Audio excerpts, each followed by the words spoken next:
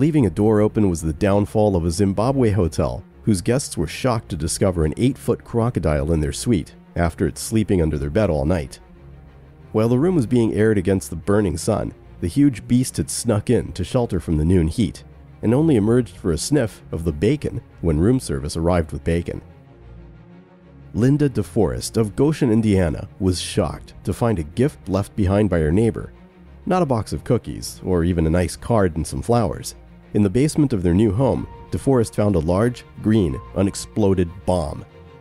It was unclear whether the round, thought to be a mortar, had been intentionally left by the previous owner, or not. But thanks to the Goshen Police Department, the device was disposed of responsibly. Helen Weissensel in Wisconsin had a horrifying discovery when it was revealed that her home had been built on a long-forgotten cemetery from the mid-1800s. How did she make the grisly discovery? As part of a remodel of her home, workmen began digging in her basement, where a child's skull rolled out. She claimed that nothing spooky has happened in the house. There's few things more alarming than a hideous smell from a hotel room, but some are worse than others. Hotel cleaners in the US reported opening a room, which displayed the Do Not Disturb sign, and finding fish strung up throughout the room, along with half-skinned deer in the bath. Some kind of satanic ritual, or a hunter without a cabin? That's for you to decide. Everybody forgets things in hotel rooms sometimes, but quite apart from keys, wallets, and other items, hotel staff in Flint, Michigan reported finding a severed human hand under one of the beds in a checked-out room. Where had it come from?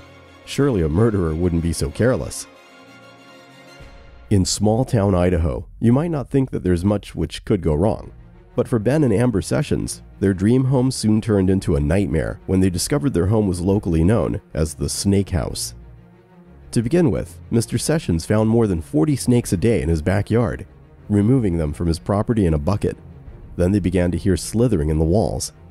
Upon closer inspection, it became clear that the family was living on a massive hibernaculum and were forced to abandon the home and go to the media to stop the realtors trying to sell it on to another unsuspecting family. When Jorge Hero bought a foreclosed house at auction, he was delighted to have got a bargain at his native Rosas, Spain.